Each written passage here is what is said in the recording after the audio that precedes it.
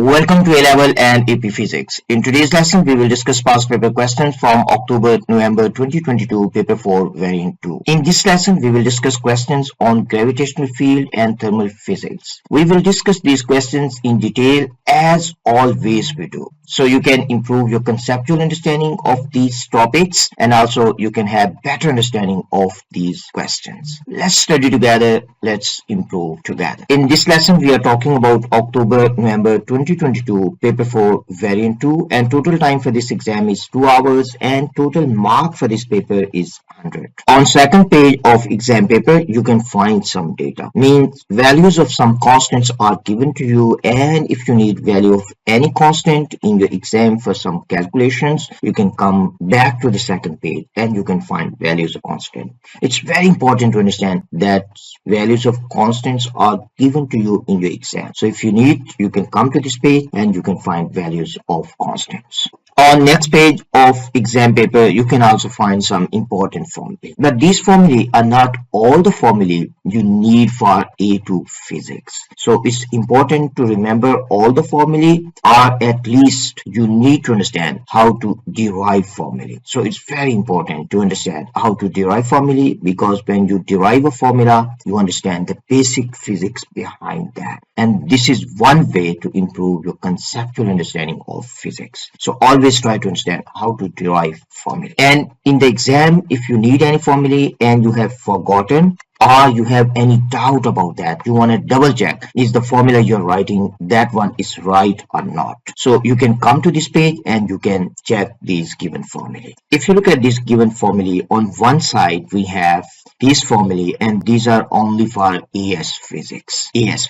And here we have formulae for A2 physics. So it's very important to understand that some formulae are given to you. Before we start working on these questions, first of all, let's try to discuss a little bit about how you can improve your understanding of physics and what is the best possible way to improve your understanding of physics. The best possible way to improve your understanding of physics is your own understanding. I mean, when you study physics, how you perceive, how you try to understand this one. So this is kind of attitude you develop towards physics. So in a simple words, I can say, if you really want to understand physics, so study physics to understand physics, not to just pass your exams. So if you develop this kind of attitude, you will improve step by step, and one day you will see, oh, you have very clear understanding of physics. So when you will look at questions, and when you do and when you solve questions, you will enjoy, and that will be a fun, not a burden. So study physics to understand physics. Let's start working on question 1. For question 1, part A, we need to define gravitational field.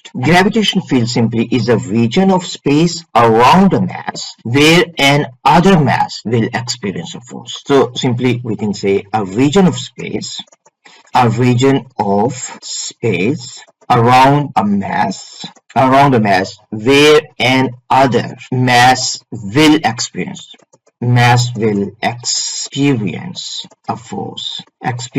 a force. Means the gravitational force means attractive force. So that region we call is gravitational field. But in the mark scheme, they have defined gravitational field in terms of G. They have written G is equal to F over M. So they have said they have defined simply force per unit mass.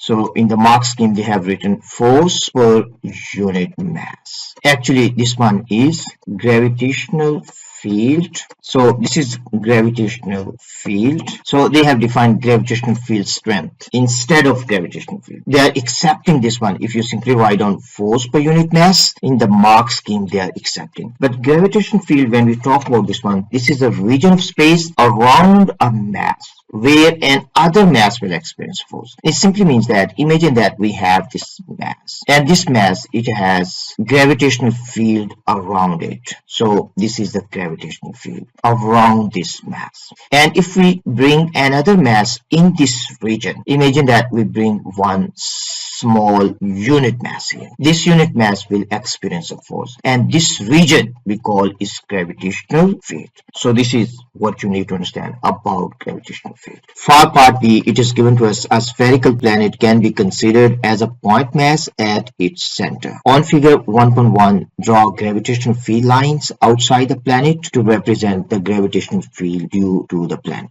So simply we need to draw gravitational field lines around this planet, and gravitational field lines have to be perpendicular to the surface. So first of all, you can draw these 4 gravitational field lines like this. So simply we can draw these 4 gravitational field lines, and then we can draw 4 more gravitational field lines. So between them you can draw 4 more gravitational field lines like this. So this is how you need to draw this gravitational field. Now, if you go to the second part, it is given to us a satellite is in a circular orbit around the planet. So now we can imagine that there is a satellite that is in a circular orbit around this planet, and we can imagine that mass of this satellite is m, and this is orbiting around this planet. So simply you can imagine this is orbiting like this around this planet. So we need to explain with reference to your answer in B1 why the path of the satellite is circular. So in this case we need to understand, as this satellite is moving in a circular orbit, at any point the force on this satellite, if we take the velocity of this satellite this way, direction of motion of the satellite is this way, and the force on this satellite, this will be perpendicular to the velocity. And we can take this one at any point. If we take at this point, for example, the velocity of the satellite will be this way, and the force on this satellite will be this way. So always angle between force and angle between the velocity of the satellite is 90 degrees. So that's the reason this will move in a circle. So we can simply write down, as in this case, force is always perpendicular to the velocity. So the force will cause centripetal acceleration. So these 2 points, if you write down, you will get 2 marks. So force will cause centripetal acceleration means only direction of motion of the satellite will change, but its speed will stay constant. So when we talk about centripetal acceleration, this is due to change in direction. So very important point you need to understand, centripetal acceleration is due to change in direction of object. So let me show you the answer, how you can write down the answer. So this is how you can write down the answer. In your answer, you have to mention these 2 points. One, you can say, in this case, field lines show force on the satellite that is towards center of the planet. I mean, this force is towards center of the planet. So you can see this is pointing to the center. This is also pointing to the center of the planet. And the second point, we can say gravitational force is perpendicular to velocity. As you can see here, the angle between force and velocity is 90, so they are perpendicular to each other. So force will cause, in this case, centripetal acceleration, and centripetal acceleration is due to change in direction only. So in this case, force will only change direction, but force will not change the speed. For part C, it is given to us an object rests on the surface of the earth at the equator. The radius of the earth is 6.4 times 10 to 6 meters, and we need to determine the centripetal acceleration of the object. For this question, it is given to us object is placed at equator. If object is placed at equator, it means object has centripetal acceleration, and we need to calculate value of that centripetal acceleration. So first of all, we can imagine that this is our beautiful planet, and on this planet, object is placed at the equator at this point, and our planet is rotating about its own axis. So it is rotating about this axis. So this is axis of rotation of our planet. We can little move this one. This is at the center. So you can see this is exactly at the center. So this is at the center. So it's rotating about this axis. So our planet is rotating about this axis. So this object will also do, in this case, circular motion. So we need to calculate centripetal acceleration. And we can also imagine that the radius of the planet at equator, this is, let's say this is capital R, and the value of capital R is given to us. So we can say capital R is equal to 6.4 times 10 to 6 meter. We need to calculate centripetal acceleration. Centripetal acceleration A is equal to R times omega square. But our planet complete one cycle in 24 hours. So it means the time period is 24 hours. So this is also we can write down. So when this planet will complete one cycle, it means the object at the equator, this will also complete one cycle. So the time period of this object is also 1 day, or you can say 24 hours. Now simply we need to use these informations and we need to calculate value of A, and this is the centripetal acceleration. So we can simply write down first of all omega, because we have time, so we can replace omega with time period. Omega is equal to 2 pi over t, means for one cycle when we are talking about, so it means this one has to be the time period, 2 pi over t. So we can plug in values of omega here now. This is 2 pi over capital T, means the time period square. So we can write down here, this is R, and here we have, this is 4 pi square divided by t square. And now simply we need to plug in values. So R is given to us, that is 6.4 times 10 to 6. And 4 pi square, this is constant. You can plug in values of pi, and t square, we have 24 hours. We want our answer in meters per second, so we have to convert hours into seconds. So 1 day has 24 hours, and 1 hour has 60 minutes, and 1 minute has 60 seconds. And we need to take square of this value. And if we solve this one, in this case our final answer will be 0.034 up to 2 SF meters per second. So this is the centripetal acceleration of object at equator. And acceleration will be different. For example, if the object is placed right at this point, at the pole, centripetal acceleration will be 0, because this is always at rest. So it has no rotation. So its centripetal acceleration will be equal to 0, because it is at the axis. So these things you need to understand. If you write down this one, you will get 3 marks. So this is our final answer. For the second part, we need to describe how the two forces acting on the object give rise to centripetal acceleration. You may draw a diagram if you wish. So first of all, we can draw our beautiful planet. So this is our planet. An object in this case is placed at equator. So we can draw object. Object is placed at the equator. And there are two forces acting on this object. One is the gravitational pull, means the force between this object and the planet. So that force we can say is, this is gravitational pull, or simply you can say force of gravity. And there is a normal force acting on this one, that is away from the center. So we can say this is N. As this object is rotating in a circle, so it means that there is a resultant force on this object. So we can write down F net. And this object is moving in a circle, and net force has to be pointing towards center of the circle. So in this case, Fg has to be greater than N. So in this case, there is a resultant force, and that resultant force we call is the centripetal force. Centripetal force is just a fancy name for resultant force, and that centripetal force is equal to Fg minus N, and that will cause centripetal acceleration. So if these points are clear to you, so let me show you the answer. So this is how you can write down the answer. In your answer, you have to mention these 2 points. Gravitational force and normal contact force are in opposite directions, and their resultant force causes the centripetal acceleration. So if you write down these 2 points, you will get 2 marks. For the second question, part A, we need to define specific heat capacity. Specific heat capacity is a very simple concept. Imagine that we have a unit mass of any object, unit mass, or simply you can understand this is 1 kg. So we have unit mass, means 1 kg. Unit mass. Let's say we place a thermometer inside this one. So you can imagine that this one is a thermometer. We place this thermometer inside this one. Let's say the initial reading of this one is 20 degrees Celsius, and we want to raise this temperature by 1 degree Celsius. So we need to supply heat. We need to give thermal energy to this one. So we need to supply heat, or simply you can say thermal energy. So we need to supply thermal energy, and this thermal energy will increase temperature of this object, this unit mass, by 1 degree Celsius, by unit change in temperature, or simply you can say by 1 degree Celsius. And that amount of thermal energy we will supply, that is called specific heat capacity. The amount of thermal energy we will supply to raise temperature by 1 degree Celsius, that amount of thermal energy is called specific heat capacity.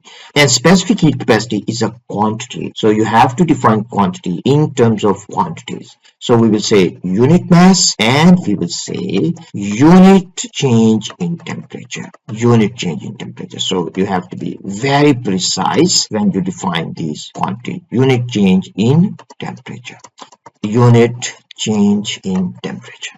So this is how you can write down the answer. You can simply say that amount of thermal energy required per unit mass to cause unit change in temperature. If you write down this one, you will get 2 marks. For part B, it is given to us a fixed mass of water in a beaker is at atmospheric pressure. The initial temperature of the water is 0 degrees Celsius. The water is supplied with thermal energy capital E so that its temperature increases to 8 degrees Celsius. There is no net change in the volume of the water. Use the first law of thermodynamics to complete table 2.1 for this process. So first thing in this case we need to understand, it is given to us there is no net change in the volume of the water. As there is no net change in the volume of the water, this simply means that work done will be equal to 0. And question is asking us to use first law of thermodynamics. So the best way to answer this problem is you can write down first of all first law of thermodynamics. Mean the change in internal energy, this is equal to amount of heat supplied or amount of heat released plus work done on the system.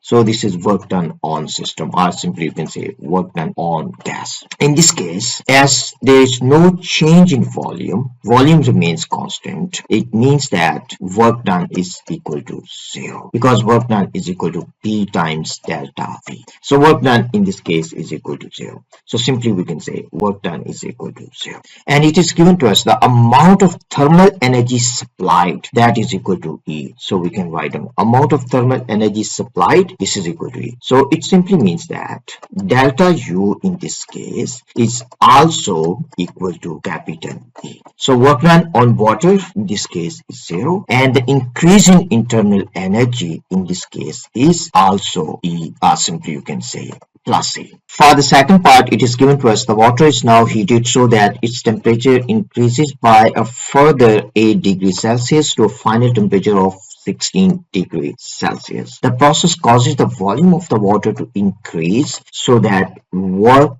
W is done. Assume that the change in internal energy is the same as in part P1. Again, use first law of thermodynamics to complete table 2.2 for this process. Straightforward question. If you simply understand how to use first law of thermodynamics. So how we can use first law of thermodynamics? So simply you can write down in this case delta U, this is equal to delta Q means amount of heat supplied, amount of thermal energy supplied, plus we have W. W is the work done on gas. Very important. So if heat is supplied, means thermal energy is added to the system, this one is positive. So if heat is added to the system, so it means delta Q you will take positive. If thermal energy is taken away from the system, means the heat is released. So we can say released. So in that case, you will take this is negative.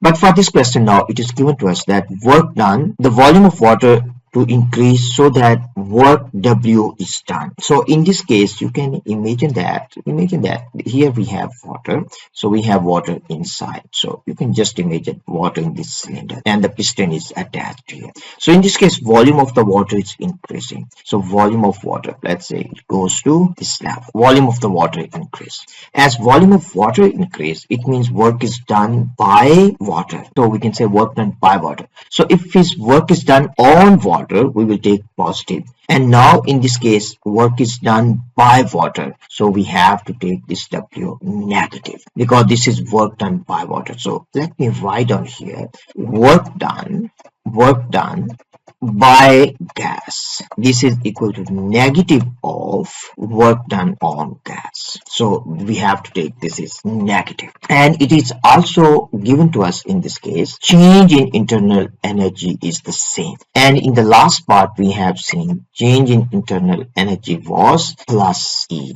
And now we need to calculate what is this delta Q. So delta Q from here you can find out. This will be equal to W plus E, or you can say this will be E plus W. So simply we can say in this case, increasing internal energy is the same. So this is still E, or you can say plus A. And work done on water, So this has to be negative because work is done by water. And delta Q we have, that is plus W, and this is plus E. So this is how you need to write down your answers. For part C, use the information in B to suggest with a reason how the average specific heat capacity of water between 8 degrees Celsius and 16 degrees Celsius compares with the average value between 0 and 8 degrees Celsius. So in this case, simply you need to understand C is equal to Q over M times delta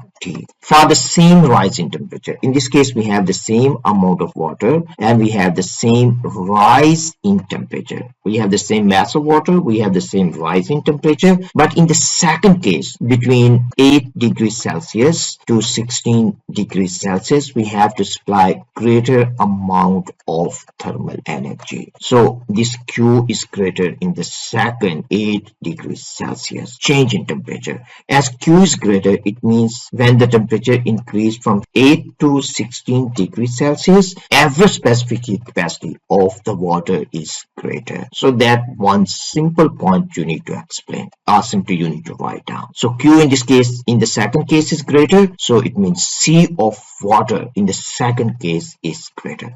So we will say more thermal energy required, so the specific heat capacity is greater. So this is how you can write down your answer. So these points you need to mention. More thermal energy required between 8 to 16 degrees Celsius, so the specific heat capacity is greater. So if you write down this one, you will get 1 mark.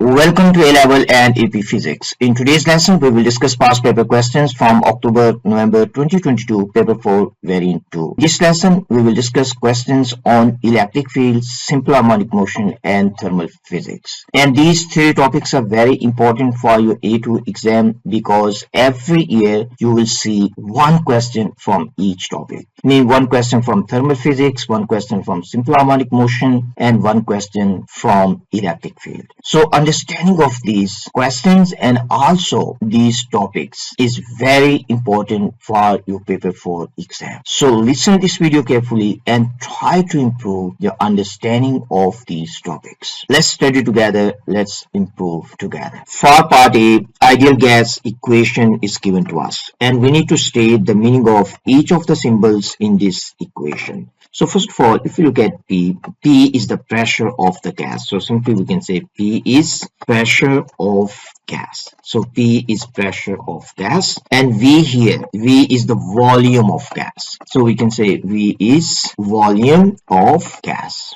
Volume of gas. N is the number of molecules of gas. So N is number of molecules of gas. And K is Boltzmann constant. So K is Boltzmann constant. So this is Boltzmann constant. And T, this is thermodynamic temperature. It has to be in Kelvin. This is thermodynamic temperature. So simply you have to write down the meaning of these symbols. Thermodynamic temperature. If you write down this one, you will get 3 marks. So in the answer, this is how you can write down your answer. So simply these things you can write down. If you write down the meaning of each of the symbols, you will get 3 marks. But one thing you have to be very clear.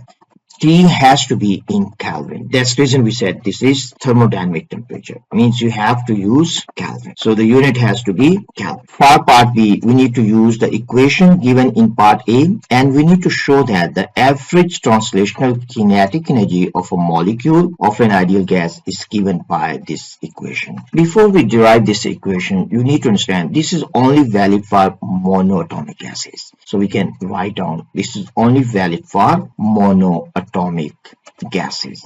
Monoatomic gas only consists of single atom. That's the reason they're asking you to calculate average translational kinetic energy. Monatomic gases like helium, neon, argon, krypton, and xenon. These gases are monoatomic gases because they consist of single atoms. Now let's try to derive this one. In the question, hint is given to you. We have to use equation given in part A, and we need to derive this one. So in the question, if hint is given to you, you have to use that one because they're asking you to use that. And so that's very important. So we can write down from part A, PV is equal to N times K times T. So we can say this is equation 1. But if you go to the formula list, in the formula list, this is also given to you that PV is equal to 1 by 3 N times M times mean square speed. So we can say this one is the second equation. N here is the number of molecules and M is the mass of single molecule. So it's very important. This M is mass of single molecule. So this is mass of one molecule. So you have to be very clear about this point. So we can say this is mass of one molecule. Now simply we can equate 1 and 2. So you can write down by equating 1 and 2. So we can equate 1 and 2. So we can write down simply in this case 1 by 3 N times M times mean square speed. And this is equal to N times K times T. So in this case we have common N. So we can cancel N with N. So we left with 1 by 3 M times mean square speed, and this is equal to kT. Now simply we can write on here M times mean square speed, this is equal to 3 times kT. We need to calculate average translational kinetic energy. So if we divide this one by 2, we can also divide this side by 2. So this is kinetic energy now. So we can say this is average translational kinetic energy. And this is equal to 3 by 2 K times T. And this temperature, it has to be in Kelvin. Otherwise, this is not true. I mean, this relationship is not valid if this temperature is not in Kelvin. So this is what you need to do. I hope this one is clear to you, how to derive this equation. And this question is very common in past papers. So you need to understand how to derive this equation. We can also write down, let's say, PV, for example. This is given to you 1 by 3 N times M time mean square speed. So we can a little bit rearrange. We can say P is equal to 1 by 3. So here you have N, here we have M, and this one is divided by V. And this is multiplied by mean square speed. So in this case, if you look at this quantity, this is the total mass of the gas, and this is total volume of the gas. So total mass divided by total volume, this is equal to density. So you can rewrite this formula. 1 by 3 times density of the gas time mean square speed. So sometimes density will be given to you, mean square speed will be given to you. They will ask you to calculate value of P. So you can use this form of this equation. So very helpful this one. So try to remember this one and also try to understand this one. For part C, it is given to us the mass of an oxygen molecule is 5.31 times 10 to minus 26 kilograms. Assume that oxygen behaves as an ideal gas. For part C1, we need to use the equation in part B to determine the root mean square speed of an oxygen molecule at 23 degrees Celsius. In part B, we have derived this equation 1 by 2 M times mean square speed,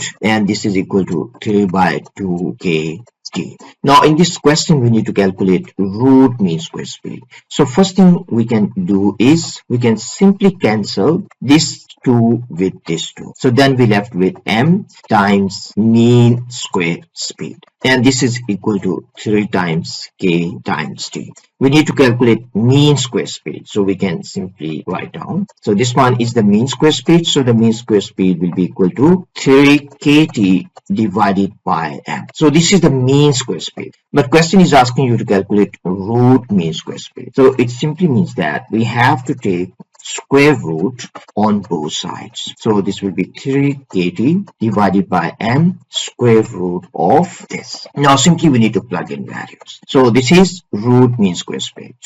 So in this case we have 3 times k, and k is Boltzmann constant, and the value of Boltzmann constant is 1.38 times 10 to minus 23, and T has to be in Kelvin, but temperature given is in degrees Celsius, so we can write down temperature in Kelvin. This one has to be equal to 273 plus temperature in degrees Celsius, so this one will be equal to 296 Kelvin. So you can plug in value of T now. This is equal to 296 divided by mass of single molecule, and mass is given to us here. So this is 5.31 times 10 to minus 26. Now if we take root of this one, if we take root of this, our final answer in this case will be equal to 480 meters per second up to 2 SF.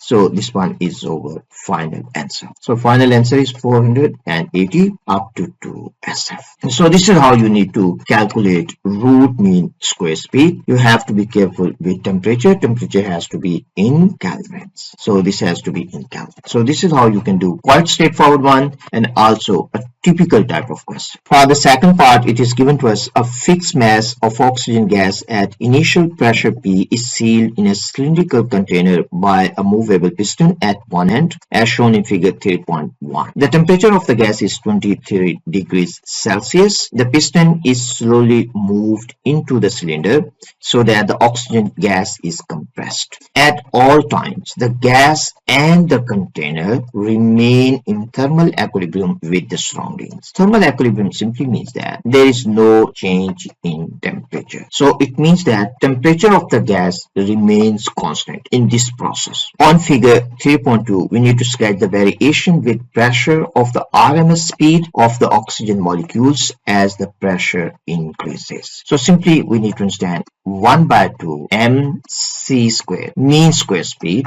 This is equal to 3 by 2 k times t. Now from here, if we rearrange this one, we can simply understand directly from here. Mean square speed in this case is directly proportional to temperature in Kelvin.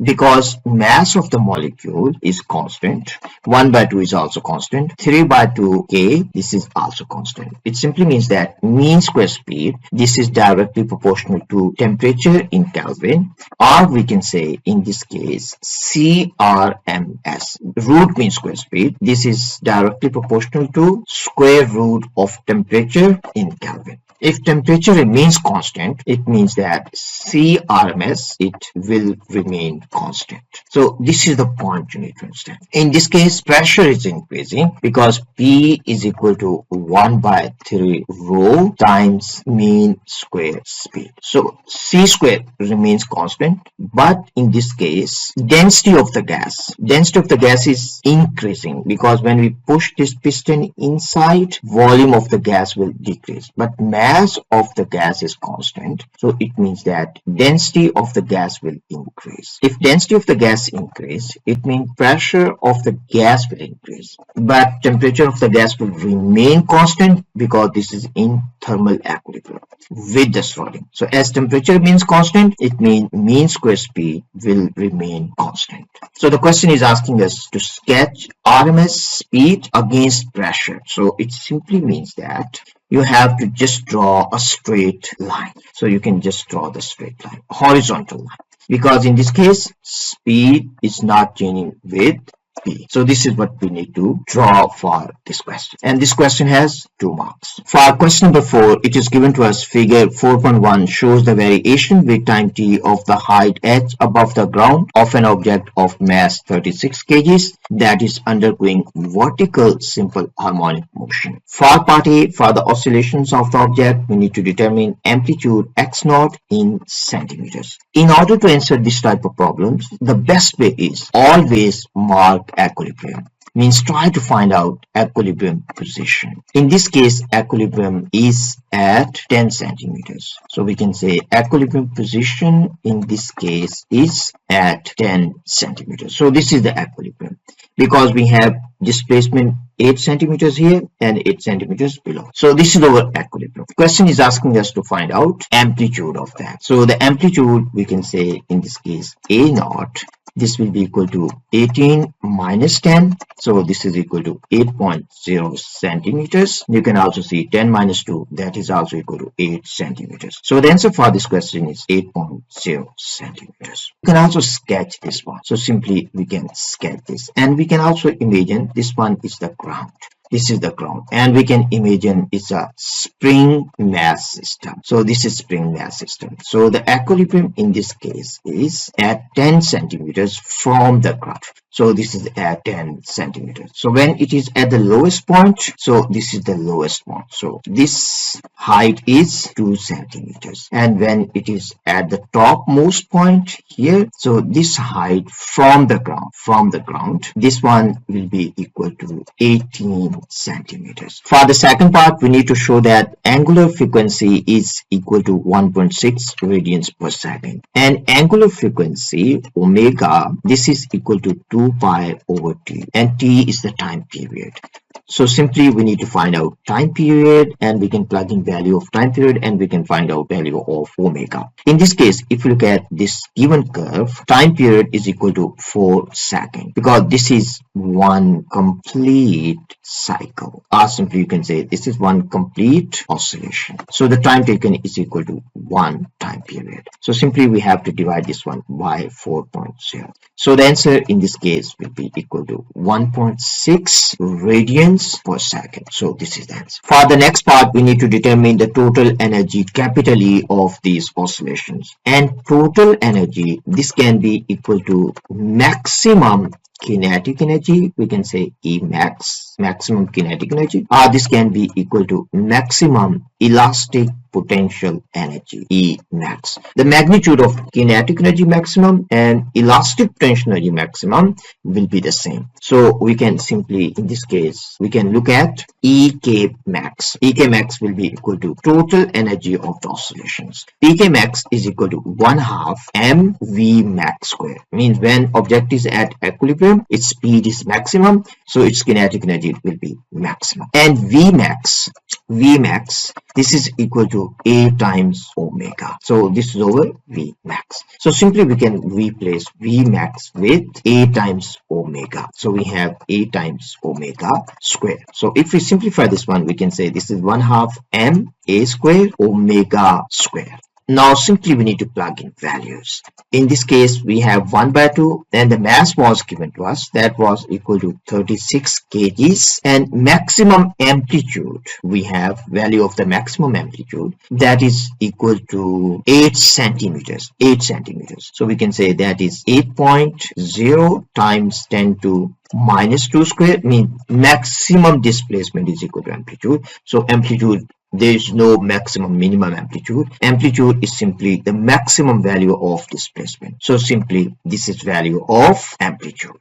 And we have to multiply with omega square, and omega is equal to 1.6 square. If we simply solve this one, our final answer will be equal to 0.29 joules up to 2 SF. So this is our final answer up to 2 SF. Because our raw data given to us is up to 2 SF, so our final answer also has to be up to 2 SF. So this is the final answer. For part B on figure 4.2, we need to sketch the variation with edge of the kinetic energy energy of the object. So for this question, first thing we need to understand where kinetic energy is maximum and where kinetic energy is minimum. Kinetic energy is maximum at equilibrium, and equilibrium is at 10 centimeters. I mean, kinetic energy here is maximum. We can say at 10 centimeters, kinetic energy is maximum, and kinetic energy will be equal to 0.29 joules, because this is the maximum value of kinetic energy. And kinetic energy will be minimum at 2 centimeters, and it will be minimum at 18 centimeters. I mean, it will be equal to 0. So first of all, we can mark the maximum kinetic energy.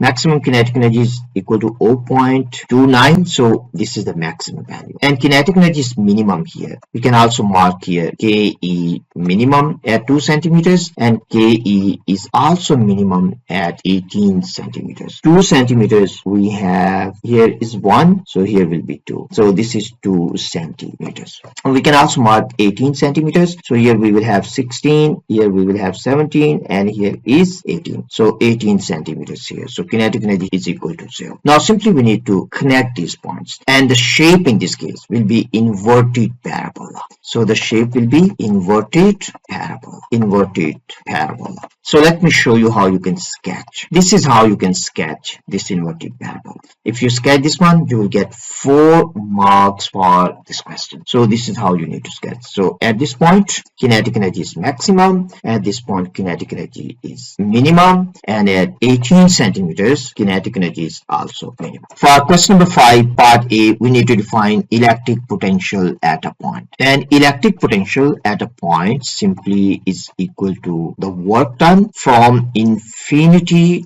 to a point, from infinity to a point per unit charge. So this is how you can define electric potential per unit positive charge. So simply for electric potential, we can say that electric potential is the work done per unit positive charge in moving unit positive charge from infinity to the point. So this is how you can define electric potential at a point. In this case, you have to mention unit positive charge and from infinity to that point. Then you will get 2 marks. For part B, it is given to us an isolated conducting sphere is charged. Figure 5.1 shows the variation of the potential V due to the sphere with displacement x from its center. Use figure 5.1 to determine the radius of the sphere. So first thing we need to understand, we are talking about isolated conducting sphere. So we are talking about isolated conducting sphere. For isolated conducting sphere in electrostatic equilibrium, net electric field inside the sphere is equal to 0. If net electric field inside the sphere is equal to 0 and electric field is equal to minus dV by dx, as electric field is equal to 0, it simply means that dV is also equal to 0. So it simply means that dV is equal to 0. Or simply you can say it means that the change in potential inside sphere is equal to 0. Or in other words, we can say V inside the sphere. V inside the sphere is equal to V at surface of the sphere. At surface of the sphere. Because inside electric field is 0, it means that potential will not change inside. So the potential has constant value. And for this question, we need to find out radius of the sphere. So first of all, we can mark 2 points. So this one is the center of the sphere and this one is the surface of the sphere. So the radius in this case, we can find out simply from here. So the radius will be equal to this. So we can find out radius. So radius you can find out simply. You can draw the line and you can read from x-axis. So in this case, this is equal to 0.060 meters because x is in meters. So this is in meters. So the answer for this question is 0.060 4.60 meters. We can also draw this one. So for better understanding, we can also draw this. So we can draw a circle. At this point, we can draw the circle. So this one is the sphere, and this one is radius of the sphere, and radius you can read from here. And in this case, radius of the sphere is equal to 0.060 meters. For the second part, we need to find the value of charge on the sphere. In order to find value of charge on the sphere, we can simply use V is equal to KQ divided by R, and K in this case is equal to 1 over 4 pi epsilon naught times we have Q divided by R. R is the radius of the sphere. So in this case, R is the radius of the sphere, means this is at the surface of the sphere. So we can redraw this circle again. So we can simply redraw this circle. So in this case, at the surface of the sphere, we have value of V. If we have this value and we have the radius of the sphere, we can find out value of Q. So in this case, value of V at the surface of the sphere, simply you can read from here, and this is equal to 850, and this is negative, so we can write down this one is 850 volts at the surface of the sphere. So we can simply plug in values and we can find out value of Q. So we need to find out Q, so we can also write down Q in this case will be equal to V times R times 4 pi epsilon naught. Value of V we have, this is 850 volts, and the radius of the sphere we have already found its value, that was 0.060 multiplied by 4 pi multiplied by epsilon naught, and epsilon naught is 8.85 times 10 to minus 12. Now if we solve, our final answer will be equal to 5.7 times 10 to minus 9 coulombs. So this is the amount of charge on the surface of the sphere. So this is negative 5.7 times 10 to minus 9. 5.7 times 10 to minus 9 coulombs. So this is 7. So let me rewrite this one. This is 5.7. So this is 5.7. So this is our final answer. The concept is that you need to take value of V at certain value of R, and then you can find out value of Q. In this case, we have chosen the surface because this is the easiest point to find value of V and also the easiest point to find value of R. So at certain value of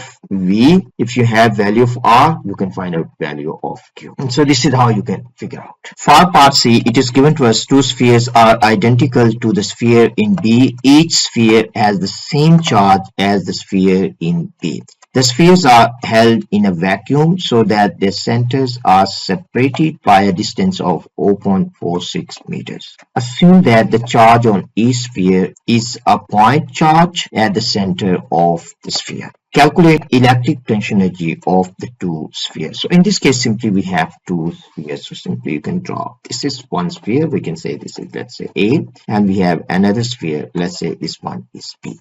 And the distance between the centers is given to us. So this is the distance between the centers. That is equal to 0.46 meters. And charge on each sphere is equal in magnitude to the charge on the sphere in part B. So we have already calculated in part B the amount of charge that was equal to 5.7. If you write down in a more precise way, that was equal to 5.67 times 10 to minus 9. And so the charge in this one is also the same. So this is 5.67 times 10 to minus 9 coulomb. So this is in coulomb. This is also in coulombs. Now we need to find out electrical potential energy of the system. And electrical potential energy of the system, this will be equal to K times charge on one sphere times charge on the second sphere divided by the distance between the centers. In this case, you can also add negative sign because the charge on sphere in B was negative, so we can add negative sign also here. So we can also add negative signs here. So in this case, we have K is equal to 1 over 4 pi epsilon naught, and we have two spheres, they have the same charge. So minus minus, it will be positive. So you can also write down this is minus Q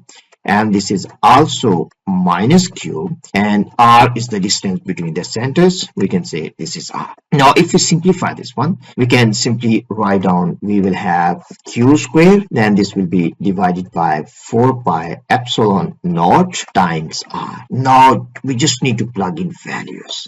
So in this case, we have value of q that is equal to 5.67 times 10 to minus 9 square, and this is divided by 4 pi, and we have value of epsilon. Epsilon is 8.85 times 10 to minus 12, and we have value of r. R is equal to 0.46. Now we just need to plug in these values in the calculator, then you can calculate value of electrical potential energy, and your final answer will be equal to 6.3 times 10 to minus 7 joules up to 2 SF. So this one is our final answer. So we can simply write down, this is 6.3 times 10 to minus 7 joules up to 2 SF. So this is final answer up to 2 SF.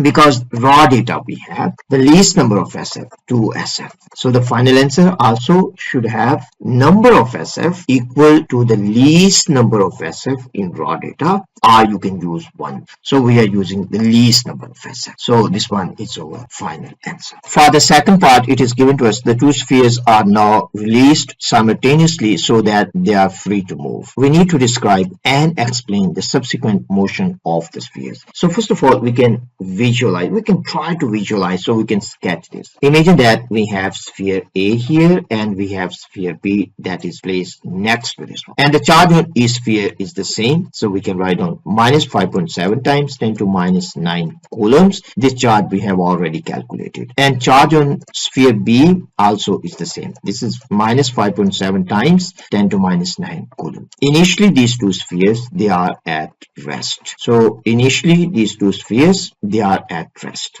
So we can write on here initially. So initially they are at rest, so the speed is equal to 0. And the momentum is also equal to 0. As they are at rest, so their momentum is equal to 0. So initially the speed 0, the momentum is also 0. But also we need to understand, as they have the same sign of charge, they will apply repulsive forces on each other. And these repulsive forces are equal in magnitude but opposite in direction, because the force according to Coulomb's law is equal to K Q1 Q2 divided by r square. As force is directly proportional to the product of the charges, so the force on these two charges is the same. So this is first thing we can understand. And force is also inversely proportional to the distance squared between centers of these spheres. Now if we let these two spheres go away from each other, we need to understand force will be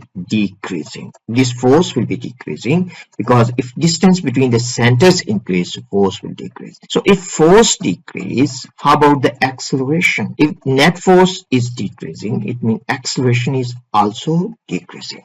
As the initial momentum is 0, the final momentum also has to be 0. Final momentum also has to be 0. So it simply means that as they have the same mass, so the velocities also has to be the same. So V, let's say VA, this one has to be equal to minus VB. So we will say VA has to be equal to minus VB. And so VA and VB, they will have the same magnitude, but their direction has to be opposite because they have the same amount of charge, also identical, so the mass is also the same. So the momentum finally has to be 0, the velocities has to be equal in magnitude but opposite in direction. So these points we need to understand. If you have understanding of these points, we can write down our final answer. So until now we have discussed these points. One, we have discussed the final momentum has to be 0, the velocities at any instant have to be equal in magnitudes but opposite in directions. We have also discussed initially the forces on these two spheres are the same in magnitude but opposite in direction. direction. But this force will decrease with distance, because when distance increase, force will decrease.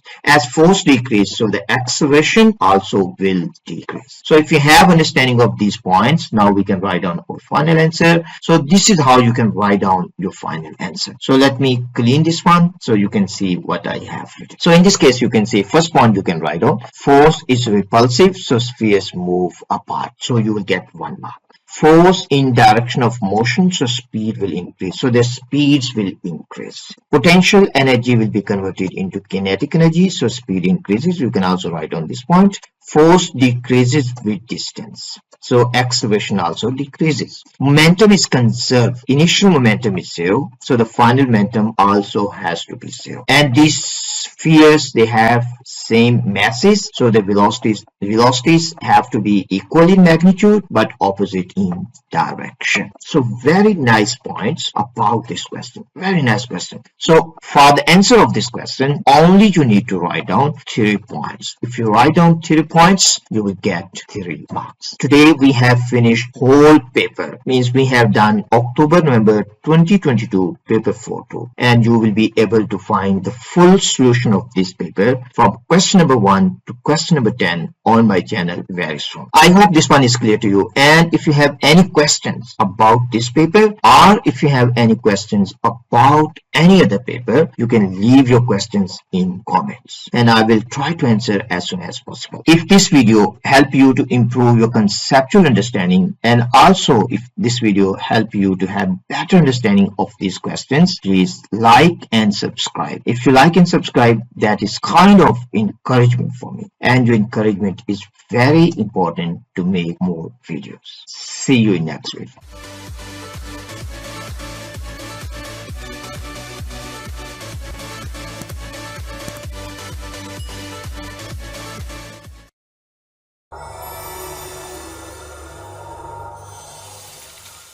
Welcome to A-Level and EP Physics. In today's lesson, we will discuss past paper questions from October-November 2022, paper 4, variant 2. In this lesson, we will discuss question number 6 and question number 7. Question number 6 is from capacitance and question number 7 is about electromagnetism. In our today's class, we will discuss these 2 questions in detail so you can improve your conceptual understanding of these 2 topics, and also you can have better understanding of these 2 questions. If you really want to get higher grades in your exam, you need practice. And for practice, I have uploaded about 40 past papers, paper 4 past papers with full solution on my channel. If you go to A2 playlist, you can find about 40 past papers with full solution and detailed solution. I have explained every point in detail. If you watch those 40 past papers, you will improve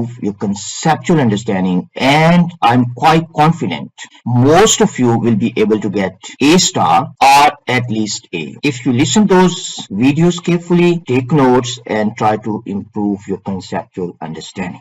And also, when you watch those videos, if you have any questions, you can leave your questions in the comments and I will be answering as soon as possible. I hope you will watch those videos and you will improve yourself. For the remaining questions from this paper and also from paper 4-1 from October-November 2022, I will be uploading solutions as soon as possible. Let's study together. Let's improve together. For question number 6, it is given to us a capacitor of capacitance capital C and a resistor of resistance capital R are connected as shown in figure 6.1. Initially, the capacitor is charged and the switch is open. The switch is then closed at time t is equal to 0. Figure 6.2 and figure 6.3 show respectively the variation with t of the charge on the capacitor and the potential difference V across the resistor. So we have in this case the charge against time graph and we have potential difference against time graph. For part A, we need to explain the shape of the line in figure 6.3 representing the variation of V with T. For this question, it is given to us that the capacitor is initially charged. So we can simply draw these positive charges on one plate and we can draw equal amount of negative charges on the other plate. So this is telling us the capacitor is charged when the switch is open. And also we can see the value of potential difference across capacitor. This is value of potential difference across resistor, but potential difference across resistor delta VR at any instant, this one will be equal to the potential difference across capacitor at any instant. So this is one very important point you need to understand, because they are connected in parallel. So the potential difference across capacitor will be equal to potential difference across resistor at any given instant. So when potential difference across capacitor will decrease, means after closing the switch, potential difference across resistor also will decrease. At time t is equal to 0, when we just close the switch, at t equal to 0, when we just close the switch, potential difference across resistor is equal to potential difference across capacitor, and value of that potential difference we can find from here, and this value is 7.5 volts. So simply we can say initially potential difference across capacitor is equal to 7.5 volts, and potential difference across resistor initially is also equal to 7.5 volts. Now we need to understand what is happening to potential difference with time. So if we look at the potential difference across resistor, this is decreasing with time. So it means the potential difference across capacitor is also decreasing with time, and shape of the graph will be the same. Potential difference will be decreasing. So we can close this switch. So we close this switch. Now if we also look at this potential difference across resistor, potential difference across resistor, this is delta V times R, and this will be equal to I times R, means current passing through this resistor. As the potential difference across this one is decreasing with time, it simply means that value of I is also decreasing with time, because resistance of capacitor is constant. So these are some basic points we are trying to understand. Next one, how about potential difference across capacitor? Potential difference across capacitor, delta V, this one will be equal to the charge on the capacitor divided by capacitance of capacitor, means simply Q is equal to CV. As capacitance of capacitor is not changing when this capacitor will discharge, this is constant. It means the charge on capacitor plate, means the net charge on any plate, that is also decreasing with time. So these are some basic points we need to understand. Now let me show you one simple animation to explain this process in detail. You can simply look at this animation. In this case, you can see the positive charges, they are moving from the positive plate. Actually, you can understand negative charge. Actually, negative charge flow, positive charge does not flow. But we take assumption of conventional current. That's the reason in this animation you can see positive charges, they are coming from this positive plate. So the net positive charge on this plate is decreasing, and net negative charge on this plate is also decreasing, because positive and negative, they negate each other. So the net charge is decreasing. We can also simply understand in this case electrons actually move, not positive charges. So this is based on conventional current. So electron will go this side, so they will negate positive charges. So finally charge on this plate and this plate, the net charge will be 0. So at that moment delta VC, this one will be equal to 0, and delta VR also will be equal to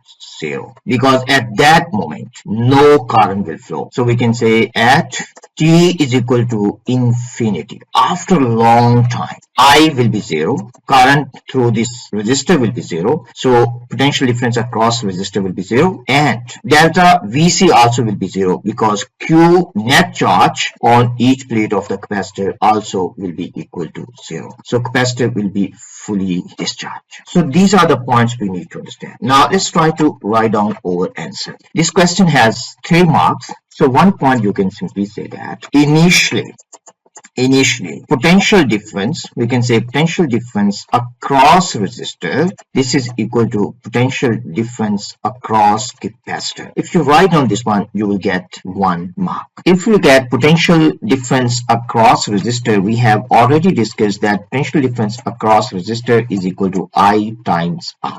As the potential difference across the resistor is decreasing, it also means that current is decreasing. Or simply we can say in this case, current is proportional to potential difference across resistor. So we can write down in this case current passing through the resistor. This is directly proportional to potential difference across resistor. As potential difference across resistor is decreasing with time, it means current passing through resistor is also decreasing.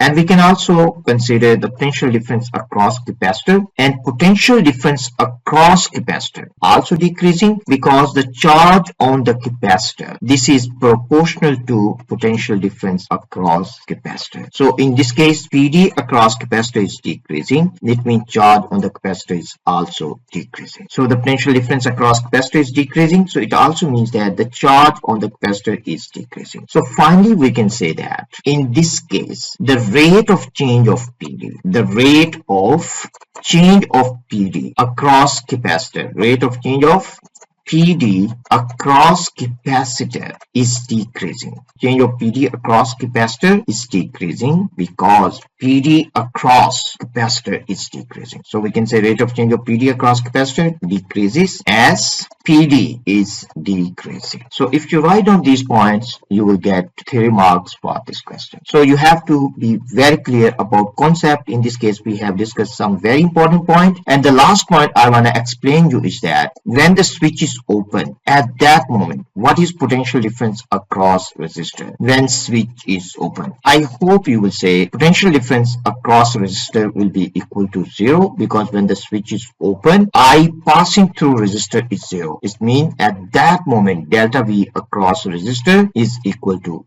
0. But when we close the switch, PD across resistor and PD across capacitor is the same as we have discussed here. So if you have this much understanding of discharging of capacitor, you can answer this question easily. I hope this one is clear to you. If you have any questions, you can leave your questions in comments. Let's try to summarize these points. I mean, how we have written our answer in this form. First thing we need to understand is that in the question it is given to you, PD across resistor is decreasing with time. And we need to understand as capacitor and resistor, they are connected in parallel. It means PD across capacitor is equal to PD across resistor. So that's the reason we have written our first point. And the second point, now we need to talk about PD across the resistor, how PD across resistor is decreasing. PD across resistor is decreasing because current passing through the resistor is decreasing. So we have written the second point. And the third point, we can talk about how PD across capacitor is changing. PD across capacitor is decreasing. Why? Because charge on the capacitor is decreasing. So we have written our third point. And the fourth one, we need to talk about the gradient of this one, means the rate of change of PD. So in this case, rate of change of PD is decreasing because PD across resistor is decreasing. Now you can say PD across capacitor is decreasing. So this is the approach, how you need to approach this type of problems.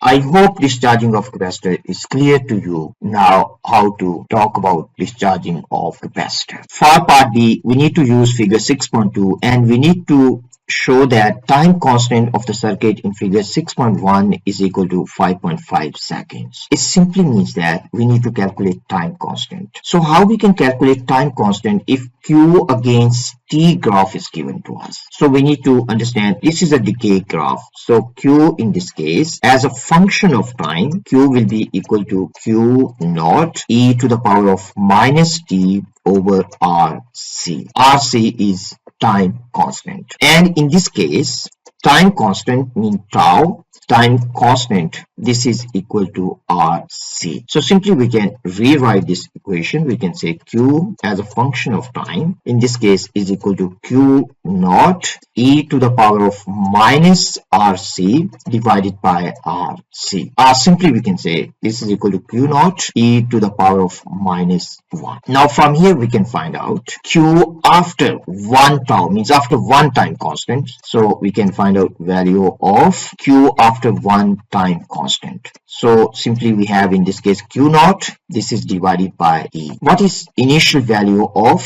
Q naught? We can simply find from here. When time t0, Q naught is equal to 0.90 millicoulombs. So we can write on here, this is 0.90 millicoulombs divided by E. E is a constant. If we solve this, we will get our final answer is 0.33 millicoulombs. So now we have value of charge after one time constant. So simply we can find out charge from here, and then we can find value of t. So if we look at this point, this will be equal to 0.25, this will be 0.30, this will be 0.35. So it is somewhere here. So at this point we have 0.33. So simply we can label here, this is value of the charge. So we need to find time constant, and so simply we can draw the line. In this case we can simply draw the line from here, so it will intersect at this point, and then we can draw the line on time axis.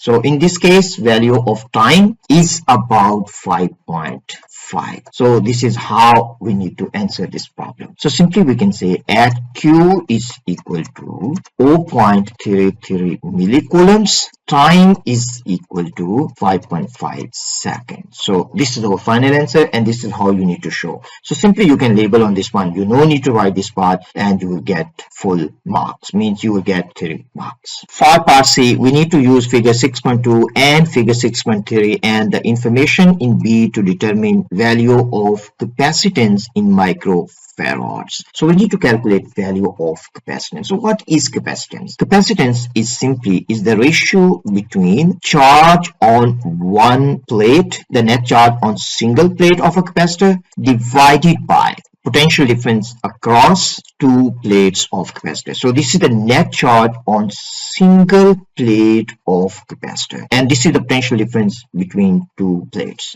So in this case, if at any point we have value of Q and also we have value of V, we can find out value of C. For simplicity, we can take the initial amount of charge, initial net charge on the plates, and we can take initial value of potential difference between the plates. So simply I will say, in this case I will take initial value of Q and I will take initial value of potential difference across two plates of capacitor. So from here we can read value of Q, that is equal to 0.90 millicoulombs. So we can simply write down this is 0.90 millicoulombs, and we can read value of V from here. This is about 7.5 volts. So we can divide this one by 7.5 volts. Now this is millicoulomb, so we have to multiply with 10 to minus 3. And if we solve this one, our final answer in this case will be 1.2 times 10 to minus 4 coulombs, but we need to write down our answer in form of microfarad. So this will be not coulomb, this one will be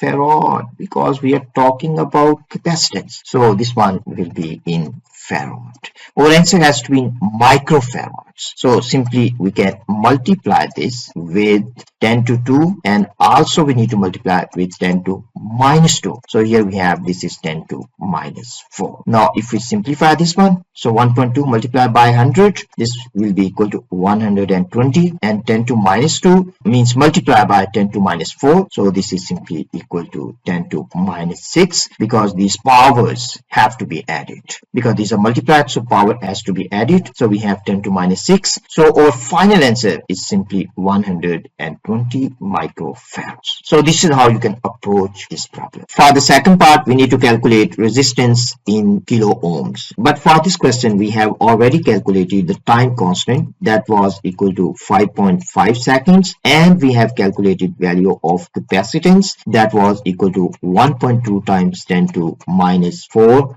farads. Now we need to calculate resistance. So simply in this case we need to understand tau, this is equal to R times C. We need to calculate resistance now. So resistance simply will be equal to tau divided by capacitance. Tau is equal to 5.5 seconds and capacitance is 1.2 times 10 to minus 4. So our final answer in this case will be equal to 45,800 ohms. But answer answer has to be in kilo ohms. So we can write down this one, 46 kilo ohms up to 2 SF. So the final answer for this one is 46 kilo ohms. For question number 7, part A, we need to define magnetic flux density. And this question is very common in past papers, so you need to understand how to define magnetic flux density in a proper way. So let's try to define this one in a very nice way. So simply we can start with magnetic force. Magnetic force is equal to VIL sine of theta.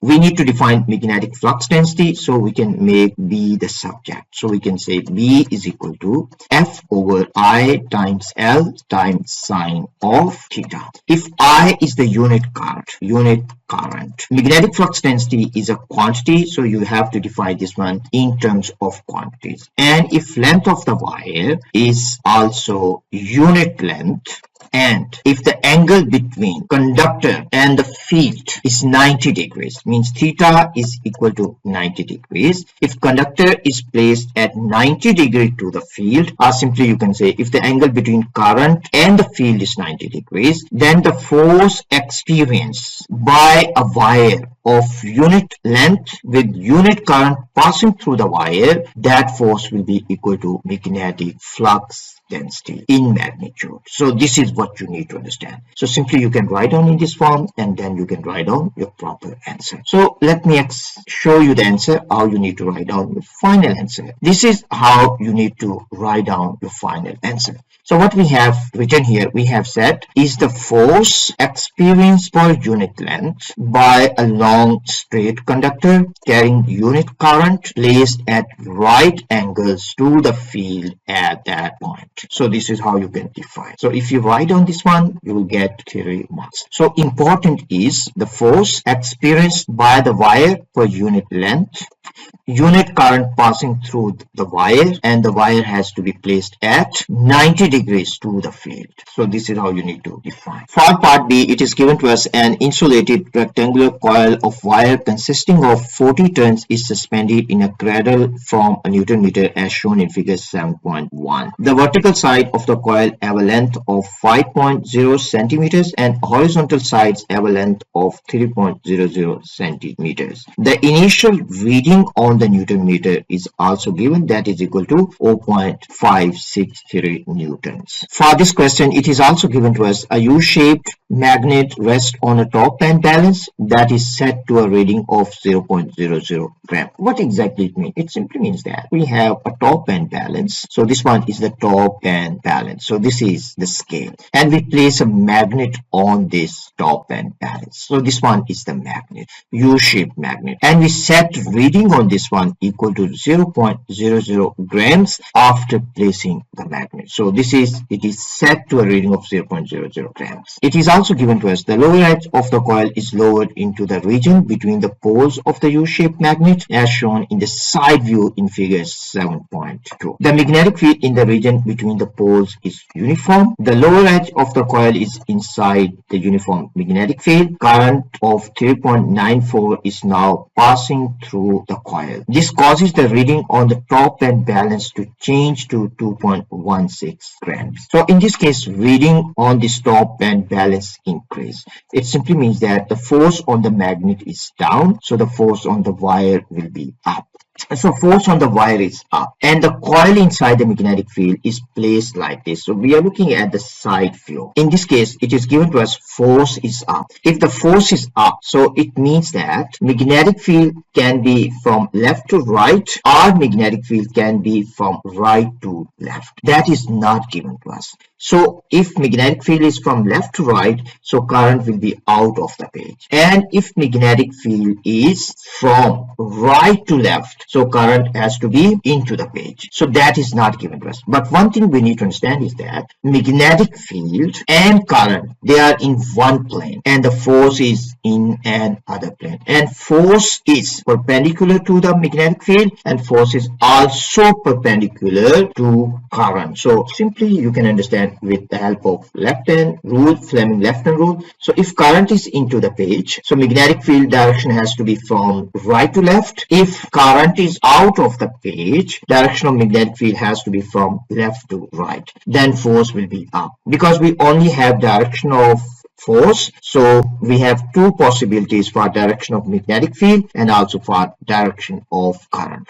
But one thing is 100% right, that the force is perpendicular to the magnetic field. Force is also perpendicular to current. So this point we need to understand, and this is based on Fleming left hand rule. Now question is asking us, explain why current causes a vertical force to act on the coil. Because force has to be perpendicular to the magnetic field, force has to be perpendicular to current. So this is according to Fleming's left hand rule. Now we can simply write down our answer in this case. Current in the coil is perpendicular to the magnetic field. So in this case we have current. So if current is, for example, into the page, so we can say if current is into the page. So simply you can see in this case, if current is into the page, so the magnetic field, this will be from right to left. So there will be force, that one will be upwards. So force in this case is up. So we can write down, this is one possibility. Second possibility is, so this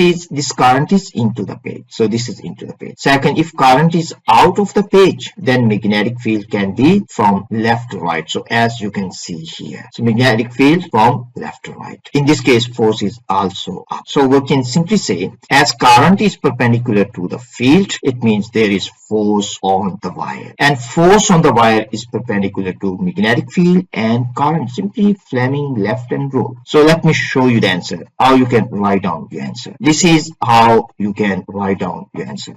You can say current in coil is perpendicular to magnetic field, so there is a force on the wire. Force on the wire is perpendicular to current and field, so force is vertical. So magnetic field and current, they are in one plane and force is perpendicular to that plane. So this is what you need to understand, and this is how you need to answer. For the second part, we need to determine up to three significant figures the flux density of the uniform magnetic field. But for this question, it is given to us that the increase in reading of top band balance, that is equal to 2.16 grams, and this increase in reading of the top band balance is due to vertical force only, and the vertical force will be experienced by only this part of the loop. So there will be vertical force on this part of the loop upwards, but the force on this side of the coil will be in one direction, and force on this side of the coil will be in the opposite direction. So only we need to consider force acting on this part of the wire. So simply we can equate forces. So in this case, the magnetic force, this one will be equal to mg. Magnetic force is equal to NBIL, and this is equal to mg. We need to calculate value of B, so simply we can make B the subject. We can write down B will be equal to mg divided by NIL.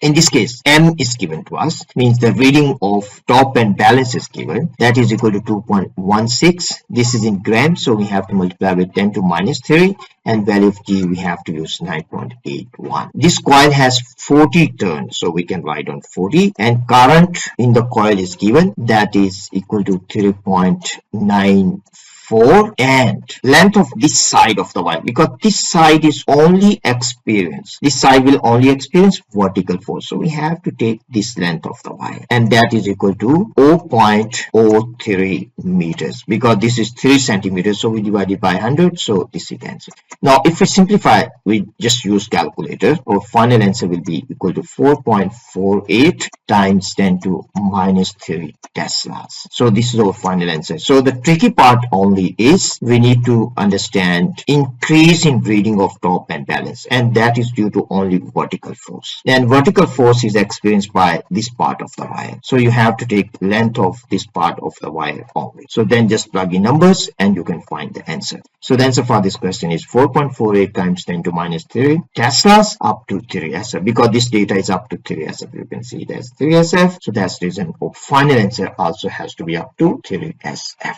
For the last part of this question, we need to determine what is now the reading on the Newton meter, and we need to explain our reasoning. When there was no magnetic force acting on the coil, the force acting on this coil is only the weight of the coil. So we can simply draw, when there is no magnetic force, only force acting on the wire, that is equal to weight of the coil, and weight of the coil is acting vertically downwards, and the magnitude of weight is given, that is equal to 0.563 newtons. So this is the reading on Newton meter when there is no magnetic force acting on the wire. But we have already discussed there is a force acting on the magnet, that is downward, so there is a reaction force acting on the coil, that has to be vertically upwards, and these two forces, they have to be equal in magnitudes. So we can say the force acting vertically upwards on the wire is equal to 2.16, because this is the mass. We have to multiply this one with value of G. So this is the mass, we have to multiply this one with 9.81. So the reading on Newton meter now is the resultant of these two forces. So simply we can say the reading on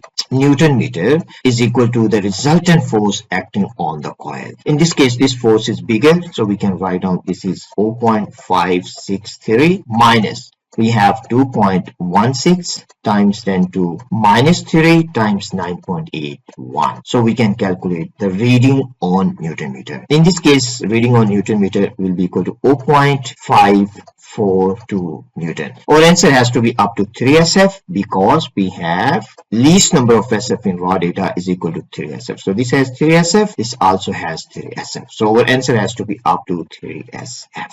So this is how you can write down the final answer. So very nice question, conceptual question. If your concepts are not clear about electromagnetism, this question is quite tricky and challenging. And this question is very nice question to improve your conceptual understanding of electromagnetism. If you watch this video once, you couldn't understand or you couldn't get all the points, you can do this question again by yourself and watch the video again. You will understand the concepts about electromagnetism in a proper way. I hope you will find this video helpful, and if this video is helpful, please like and subscribe, because your encouragement is very important. More encouragement, more videos will be coming for you in the future. See you in next video, and I will try to finish this paper as soon as possible, so I will be uploading remaining questions as soon as possible. See you in next video. Bye for now.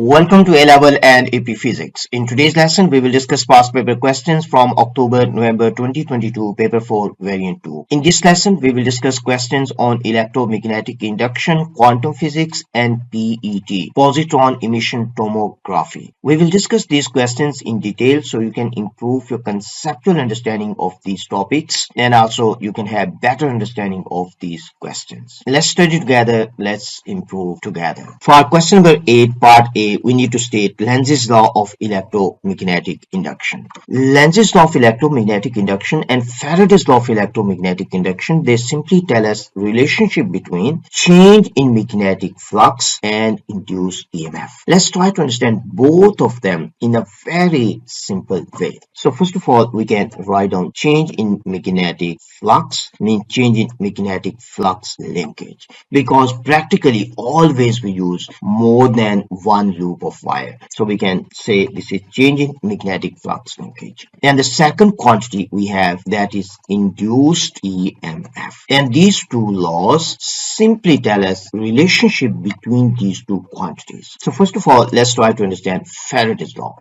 Faraday's law simply tells us that if there is a change in magnetic flux linkage, it will produce induced EMF in a conductor. So simply it will produce induced EMF in a conductor. Induced EMF will oppose change in magnetic flux linkage. So we can say EMF opposes. So simply we can say EMF opposes. So the first one, this one is Faraday's law. So we can say this is what Faraday's law is telling us. So this one is your Faraday's law, and This one is Lenz's law. So this is Lenz's law. So this is how these two laws are linked with each other. But for this question, we need to state Lenz's law of electromagnetic induction. So simply we can say direction of induced EMF is such as to oppose the change that caused it. Mean induced EMF simply it opposes the change in magnetic flux linkage. If the magnetic flux linkage is increasing, direction of induced EMF will be in such a way that it will try to minimize. If this is decreasing, it will try to maintain that one, try to increase that one. So it will always oppose the change in magnetic flux linkage. So let me show you the answer. I hope this concept is clear to you. Now let me show you the answer, how you can write down your answer. This is how you need to write down your answer in your exam. You can say direction of induced EMF such as to oppose the change that caused it. Direction of induced EMF, if you write down, you will get 1 mark. If you have written such as to oppose the change that caused it, means this is the change that caused it. So it will oppose this change. You will get the 2nd mark. So this is how you need to state Lenz's law of electromagnetic induction. I hope this one is clear to you. For part B, it is given to us 2 coils of insulated wire are wound on an iron bar as shown in figure 8.1. There is a current I1 in coil 1 that varies with time t as shown in figure 8.2. So this is how current in coil 1 is changing with time. Now if you look at this given setup, we have one coil 1. So coil 1 is simply you can say is a primary coil. So this one is primary coil, and this coil, second coil, you can say this one is secondary coil. And these two coils, they are connected by iron bar. So this is just a simple transformer. So you need to realize that this is a simple transformer. If you can identify this one, then this question is quite straightforward. For part B1, it is given to us the variation with t of I1 can be represented by the equation. By this equation, x and y are constants. We need to use figure 8.2 to determine the values of x and y, and also we need to write down units with our answers. So first of all, if you look at this equation, this is simply telling us how I is changing with time. So we can write down, in this case we have x times sine times y times t. So if we write down the general equation for current changing with time, that one will be equal to I naught times sine of omega t. So from here we can write down x, in this case x is equal to I naught, mean this is equal to the amplitude of this curve. So simply we can say this is equal to the amplitude, the maximum value of current. So this is equal to the maximum value, and y, in this case y is equal to omega, and omega is equal to 2 pi over t. So simply for x we need to find the amplitude, and the value of the amplitude from here is 0.85. So this value is 0.85. So we can write down here, this is 0.85, and this is current, so the unit is amps. Now we need to find out value of omega.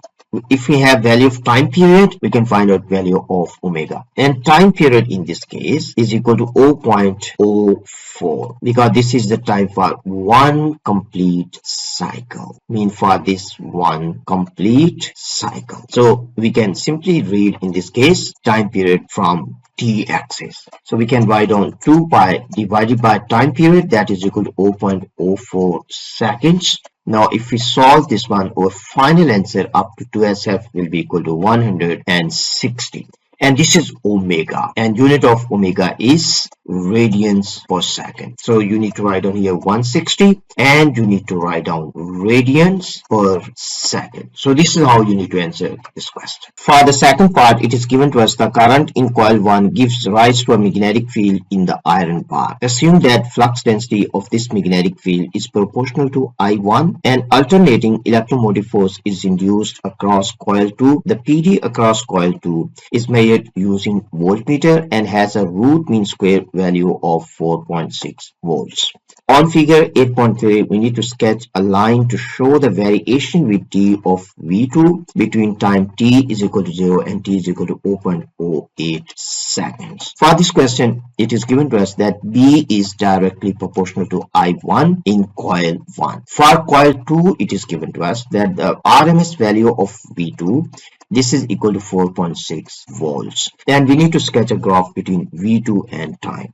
So we need peak value of V2. Peak value of V2. This one will be equal to root of 2 times RMS value of 2. RMS value.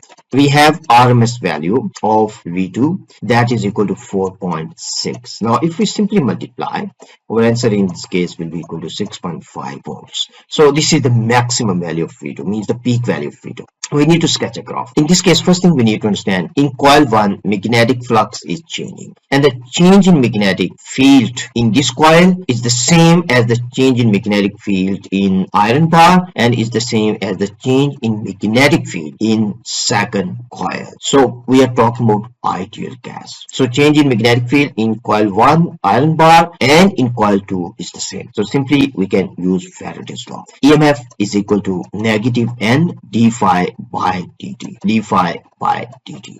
But magnetic flux we can write down in terms of BA, magnetic flux density, by dt. But area of the coil in this case is constant, so simply we can take that out. So we have Na, this is dB by dt. dB by dt. So we can simply write down EMF is proportional to negative dB by dt, but it is given to us that B is directly proportional to I1. So simply we can also say that in this case EMF is proportional to, in this case, minus dB by dt. So we can also say EMF is proportional to negative di by dt. So what exactly this is telling us? This simply tells us that EMF is proportional to negative of the gradient of this graph. So we can also write down gradient.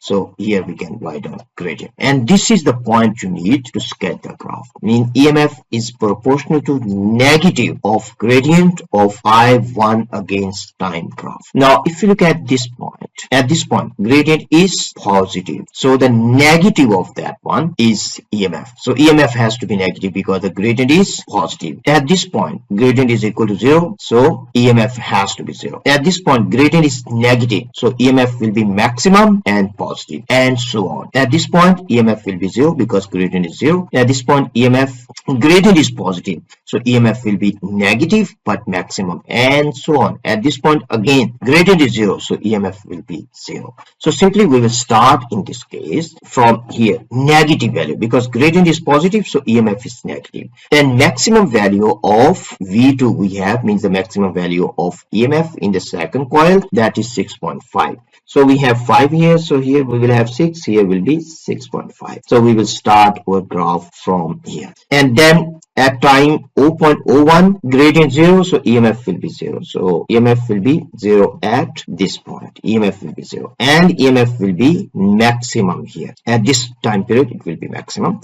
Then again it will be minimum. Here it will be minimum, and then again it will be maximum. So here it will be maximum. Again here it will be minimum. So you can see. So here it will be minimum. So we have 4, 1, 2, 3, 4, 5. So here we will get. And again here it will be maximum. So you can mark these points. So here will be maximum at 0.07. So here it will be minimum, it will be 0, and again it will be maximum. So at this point it will be maximum. Now simply we need to connect these points, and that is the curve you need to sketch. So let me show you the final curve. So this is how you need to sketch. So if you sketch this one for this question, you will get full marks. So this is how we need to do this question. I hope this is clear to you. Try to sketch this one by yourself. For the last part, we need to use laws of electromagnetic induction, and we need to explain the shape of the graph in B2.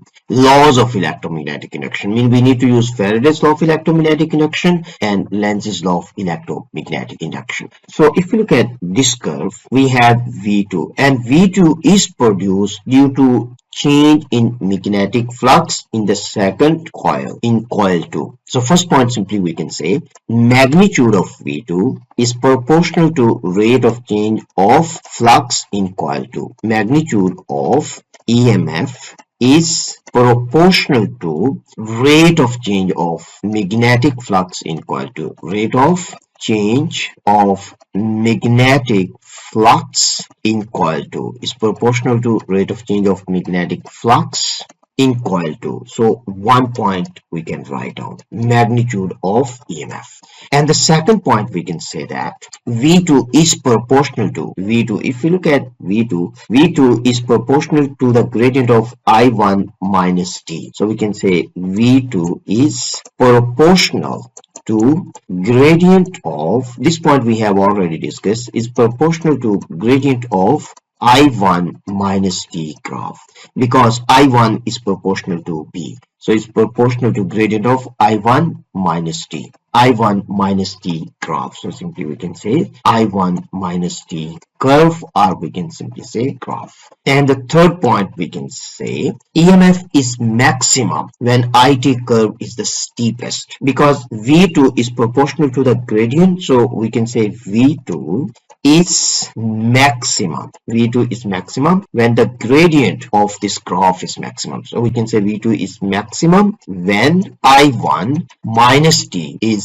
steepest, mean its gradient is highest, is steepest. You can also say V2 is 0 or it has minimum value when I1 minus T curve is horizontal, mean the gradient of I1T graph is 0, curve is horizontal, or you can say gradient is 0. So if you write down these points, you will get 3 marks. But the first has to be in your answer. This is M, this has M mark, so it has to be in your answer. The first point you have to write down, and here if you write down 2 more points, you will get 3 marks. So this is how you need to answer. Simply you need to explain how V2 is produced. V2 is produced because there is a rate of change of magnetic flux in coil 2. So we can also write down in coil 2. So EMF is produced, and EMF, magnitude of EMF is proportional to rate of change of magnetic flux in coil 2, and V2 is also proportional to gradient of I1 minus T graph. And V2 is maximum when the gradient is maximum, gradient of I1 minus T graph is maximum, and V2 is minimum, is 0 when the gradient of I1 minus T graph is 0. Or simply you can say when this curve is horizontal, mean its gradient is 0. So EMF is minimum, means V2 is 0. So this is how you need to answer this problem.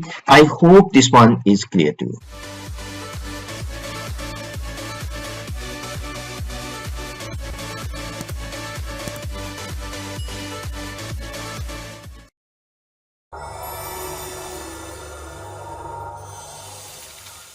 Welcome to A-Level and AP Physics. In today's lesson, we will discuss past paper questions from October-November 2022, paper 4, variant 2. In today's lesson, we will talk about question number 9 and question number 10. Question 9 is about quantum physics and question number 10 is from PET. And these two topics are very important for paper 4 because every year you will see one question from quantum physics and one from PET. So understanding of these two topics is very important. In today's lesson, we will discuss these two questions in detail so you can improve your conceptual understanding of these two topics, and also you can have better understanding of these questions. Let's study together. Let's improve together. For question number 9, part A, figure 9.1 shows the visible part of the emission spectrum from hydrogen gas in a lab on the Earth. The numbers indicate the wavelength in nanometers represented by each line. For part A1, we need to explain how the emission spectrum provides evidence for the existence of discrete energy levels for the electron in a hydrogen atom. So first of all, if we look at these lines are representing single photons. These are representing single photons. So first thing simply we can say they are representing single photon. It is also given to you in the question, the numbers indicate the wavelength in nanometers represented by each line. Mean they are representing wavelength wavelength of photons, means wavelength of single photons. So simply we can say single photon. Now we need to understand, if there is an electron that is in excited state, imagine that electron is in this higher energy level, and this is the excited state for this electron. So this electron will jump back to the ground state. When it will jump back to the ground state, it will emit a photon. So it will emit single photon, and the energy of this photon, we can write down photon energy, in this case will be equal to difference in energy levels. Difference in energy levels. So this is one point you can write down in your answer. So this will be equal to difference in energy level. I mean, the energy of this photon is equal to difference in these two energy levels. Now imagine that if electron jump from this energy level, let's say this electron jump to this energy level, this one. So in this case, again electron, in this case again, when electron will lose energy, mean its energy will decrease, so it will emit single photon. So every time electron jumps from higher energy level to lower energy level, it only emits single photon in one jump. If electron, let's say, jump from here to here, then here to here, it will emit two photons. But if it jump directly from here to here, it will only emit one photon. Whenever electron jump from one energy level to another energy level, in one jump, always it will emit single photon. So we can say photon energy is equal to difference in energy levels, and photon will have a discrete frequency. So each emitted photon will have a discrete frequency. So we can write down discrete frequency, and discrete frequencies of photons are telling us discrete energy gaps, or you can say discrete energy levels. Discrete energy gaps in hydrogen atom. So this is what question is asking you. So for the sake of this question, simply you can say one point you can write down: change in electron energy. Change in electron energy emits a single photon. Very important point. Emits a single photon. Emits a single photon. So this is very important point you need to understand. Every time electron jump from high energy level to lower energy level, it will emit energy in form of single photon only. And the second point we can write down: photon energy. Photon energy is equal to difference in energy levels. Is equal to difference in energy levels. Energy levels. And third point we can write down: discrete frequencies. Discrete frequencies of photons. Photons represents discrete energy gaps. Discrete energy levels, or you can say energy gaps. Energy levels, we can say better. Energy levels. So if you write down these 3 points, you will get 3 marks. For the second part, it is given to us. Figure 9.2 shows 5 of the energy levels in the hydrogen atom. The wavelengths of radiation shown in figure 9.1 relate to transitions to the minus 3.400 electron volt level in figure 9.2. We need to show that energy level X is minus 1.51 electron volt. So the first thing we can do is we can imagine different electrons in different energy levels. So imagine that one electron is in this energy level and this is in excited state. Another electron is in this energy level and this is in excited state. Another electron is here, this is also in excited state, and other electron is here, that is also in excited state. Now in this case you can see when this electron will jump from this energy level to this one, so it will emit one photon, and that photon has this wavelength. Because this wavelength is the shortest, it means this photon has the highest energy. You can simply understand from here E is equal to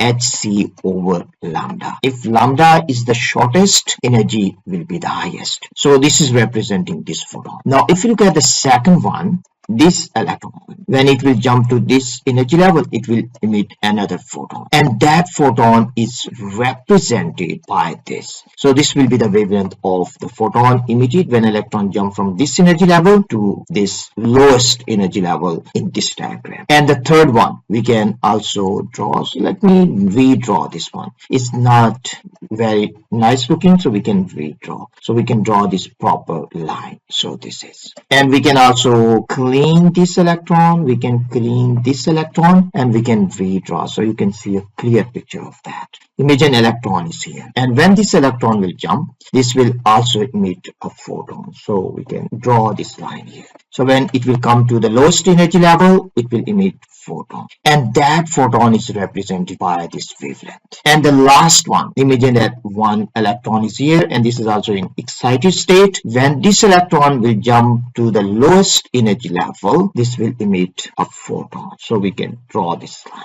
So this will emit a photon. Now we need to understand which one has the highest energy. So this one has the highest energy. So this is the highest energy. So we can say highest, and this one has the least amount of energy. Least amount of energy. Question is asking us to find out energy level X. So energy level X means this is the least amount of energy, least. So we can also label these energy levels. We can say this is first energy level. We can label this one is the second, and this one is third energy level, and this one is fourth, and this one is fifth one. And this photon is emitted when electron jump from X to this lowest energy level. So in this case, we can say energy of this emitted photon is equal to delta E, and delta E is equal to hc over lambda. As this side is positive, this answer will be positive if you solve this one. So the left side also has to be positive. So you have to take higher energy level minus lower energy level. If you take lower minus higher, so you have to add negative sign on this side. So we can simply say in this case E2 minus E1, this is equal to SC over lambda. So we can write down E2 minus E1, and E1 is minus 3.400, and this is in electron volts. So our final answer has to be in electron volts because we are using unit for this one in electron volts. On this side we have Planck's constant, that is 6.63 times 10 to minus 34, and this is multiplied with C, and C is equal to 3.0 times 10 to 8, and this is divided by lambda. Lambda is 658 nanometers, so we have to multiply with 10 to minus 9. But this side is in SI units, so you will get this answer in joules. So we can simply say this answer will be in joules. But we want this side also in electron volts, so our final answer will be in electron volts. So we have to convert this one into electron volts. So we need electron volts, and we want to get rid of joules. So we need to understand 1 electron volt. We can simply say 1 electron volt. This is equal to 1.6 times 10 to minus 19 joules. So if I multiply with 1 electron volt here, and equivalent of 1 electron volt, this is 1.6 times 10 to minus 19 joules. So in this case, we can get rid of joules. So both sides, our answer will be in electron volts. Now simply we need to solve this one for E2. So E2 in this case will be equal to E2 plus 3.400, and we have on this side 6.63 times 10 to minus 34, and this is multiplied with 3.00 times 10 to 8, and this is divided by 658 times 10 to minus 9 multiplied by 1.6 times 10 to minus 19. Now simply you have to use your calculator, and if you use your calculator, your final answer will be minus 1.51 electron volts. So this is how you need to approach this problem. Very nice question on energy levels. I hope this one is clear to you. If you still have any questions about this one, you can leave your questions in comments and I will answer as soon as possible. For part B, it is given to us the same part of the emission spectrum from hydrogen as in part A, observed in light from stars in a distant galaxy, as shown in figure 9.3. The numbers indicate the wavelengths in nanometer. The spectrum shows the same pattern as in figure 9.1 but with different wavelengths. State the name of the phenomenon that gives rise to the change in wavelengths. So if you look at these two different spectrum, this is the spectrum in the lab, and this spectrum is from the stars. Means when we observe the light coming from the stars, we see this spectrum. And these lines, they are telling us the same pattern, but only difference is that this line is at wavelength 411 nanometers, but this one is at 429 nanometers. But we observe the same pattern. Simply in this case, lambda has been increased, and this pattern is in all the lines. Means simply we see the wavelengths has been increased, but the pattern is the same. And so if we compare next wavelength, so we have 488 and here we have 509. So if we go to the last one, so this one has 686. So simply lines, all the lines, pattern is the same, but all the lines, they have been shifted by the same amount. So they have been shifted towards red end of the spectrum, because the lambda in this case has been increased. So they have been shifted towards red end of the spectrum. So simply we can say this phenomenon is red shift, because the wavelength of all these lines have been increased, and this is telling us that wavelength has been increased. If the wavelength increased, if you look at visible light spectrum, rho G wave, mean this side wavelength is longer, so all these wavelengths have been shifted towards red end, mean towards longer wavelength. So this is red shift, and so simply you need to write down for this one name of the phenomenon. So this is red shift. Now if we go to the second part, for the second part we need to state what this phenomenon shows about the motion of the galaxy. As this is a redshift, it simply means that galaxy is moving away. And the galaxy is moving away from observer. So simply you can say, in this case, galaxy is moving away from us, or you can say moving away from observer. So galaxy is moving away. Redshift means moving away. Blue shift, if the wavelengths decrease, it means they are approaching, moving towards us. So that's all what you need to write down for these two parts. For the next part, we need to use one of the lines in figure 9.1 and the corresponding line in figure 9.3 to determine the speed of the distant galaxy relative to the observer. So hint is given to you. Mean you need to take one line from figure 9.1, means from the lab, and then you need to take the same line in the spectrum of the star. So if you take 411 from here, you have to take 429 in spectrum of the star. So you have to take this one. You can take any line. If you want to take this, then you have to take this line in the spectrum of the star. So then you can calculate speed of the galaxy. So we have to use delta lambda. This is the change in wavelength, or you can say shift in wavelength divided by wavelength in the lab. So this is wavelength in the lab, and this is equal to V divided by C. So we need to calculate value of V. So delta lambda, in this case we have 429 minus 411. You can use any one of them. Result will be the same. Divided by wavelength in the lab, 411, and this is equal to V divided by C, and C is equal to speed of light, 3 times 10 to 8. And simply we need to calculate value of V from here. So we can say V divided by 3 times 10 to 8. This is equal to 18 divided by 411. So from here we can calculate value of V. So V in this case will be equal to 1.3 times 10 to 7 meters per second. So this is our final answer. So this is how you need to calculate. The important point is that this wavelength, this is the wavelength in the lab. So this one, you have to be very clear with this one. For part C, it is given to us the galaxy in part B is known to be at a distance of 5.7 times 10 to 24 meters from us. Use the answer in B theory to determine a value for the Hubble constant h0. So this question is simply about Hubble's law. According to Hubble's law, V, the speed of the galaxy, this is equal to h0 times t, and we need to calculate in this case Hubble's constant. So simply we can say Hubble's constant is equal to V divided by t, and V is the speed of the galaxy, and we have calculated speed of galaxy in part B. So simply we can divide this one with given distance, 5.7 times 10 to 24. So in this case our final answer will be equal to 2.3 times 10 to negative 18 per second. second. So this is value for Hubble constant, 2.3 times 10 to minus 18, or you can say negative 18. So this is our final answer for Hubble's constant. For question number 10, it is given to us positron emission tomography involves the detection of gamma radiation in order to identify the position of region of positrons in the body. For part A1, positrons are not naturally present in the body.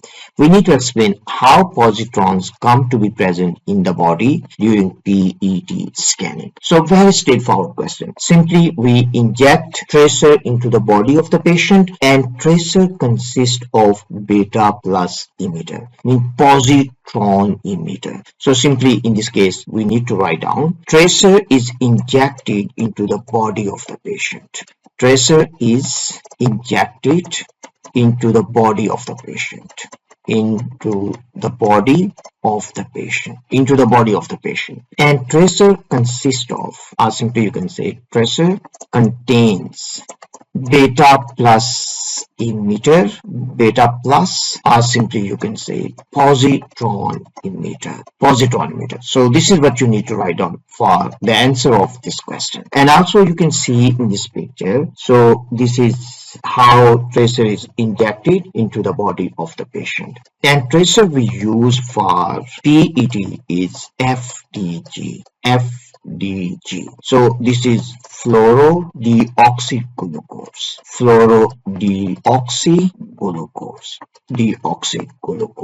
And this one is beta emitter, beta plus emitter, or we can say this is positron emitter.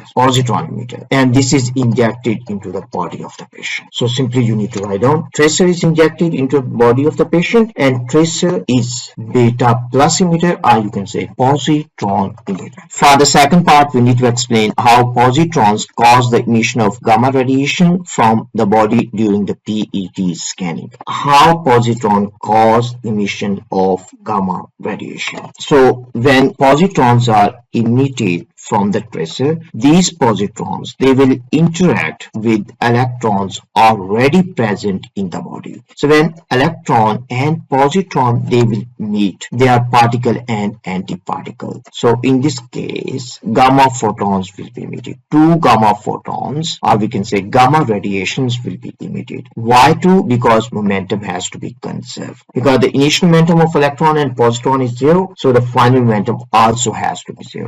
So in this case, two gamma photons will be emitted. And in this case, electron and positron, these are particles, so they have mass. So in this case, mass will be converted into energy. Gamma photon, they have no mass. And this process we call is annihilation. When mass is converted into energy, we call this is annihilation. And when energy is converted into mass, this is called creation. As the universe has been created from energy, means from Big Bang. So these points you need to write down. So first point we can say positron. Positron interacts with electrons in the body. Positron interacts with electrons already present in the body. With electrons in the body. So 1 point you can write down. This question has 3 marks. Second, you can say, so in this case, annihilation takes place. We can say pair annihilation takes place. So this is the second point. And third point we can say, in this case, mass is converted. Mass of particles means mass of electron and positron will be converted into gamma photons. So we can say into gamma photons. So these 3 points you have to write down. If you write down these 3 points, you will get 3 marks. For part B, we need to show that the wavelength of the gamma radiation that is detected during PET scanning is approximately 2.4 picometers. And also we need to explain reasoning, because question is asking us to explain your reasoning.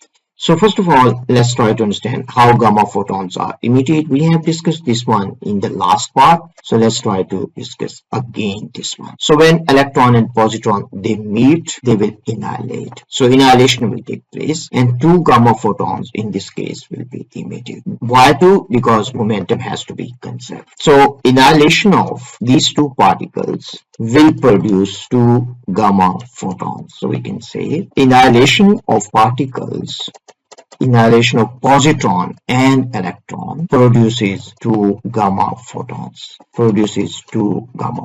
So it's very important to write down. This sentence is very important because this has 1 mark. Now we can try to calculate the wavelength of gamma photon. So in this case, positron and electron, they meet and they produce 2 gamma photons. So simply we can say in this case, energy of these 2 particles will be converted into energy of gamma photon. So E is equal to delta mc squared. And in this case, 2 gamma photons are produced and electron and positron, they have the same mass. So simply we can say mass of one particle, this will be converted into energy of 1 gamma photon. So we can simply use mass of electron or we can use mass of positron. But mass of positron and mass of electron is the same, because they are particle and antiparticle, so they have the same mass. So this point is also very important. We need to understand they have the same mass. So we can say 9.11 times 10 to minus 31 kgs. Particle and antiparticle, they have the same mass. We need to calculate wavelength. So simply we can say wavelength of this gamma photon will be equal to hc over lambda, and this is equal to delta m. So we have to use energy of single particle, and energy of single particle is 9.11 times 10 to minus 31 kgs, and C is 3.00 times 10 to 8 meters per second, and this has to be square because C square. We have to calculate lambda in this case. So we can say lambda in this case will be equal to hc divided by this. So we can write down in this case 9.11 times 10 to minus 31, and this is multiplied by 3.00 times 10 to 8 square. And now we can plug in values. We can plug in values of h. H is a Planck's constant. Its value is 6.63 times 10 to minus 34, and we have C. We can cancel with this one, but you can write down the value here, 3.00 times 10 to 8, and this is divided by 9.11 times 10 to minus 31 multiplied by 3.00 times 10 to 8. You can also cancel with 1c with this. So if we solve this one, our final answer in this case will be equal to 2.4 times 10 to minus 12 meters, and this is equal to 2.4 picometers. So we can say 2.4 picometer. So this is what we need to calculate. So pretty straightforward question if your basic concept is clear. I hope these questions are clear to you. If you have any questions, please leave your questions in comments, and I will be solving remaining questions from this paper very soon. See you next video.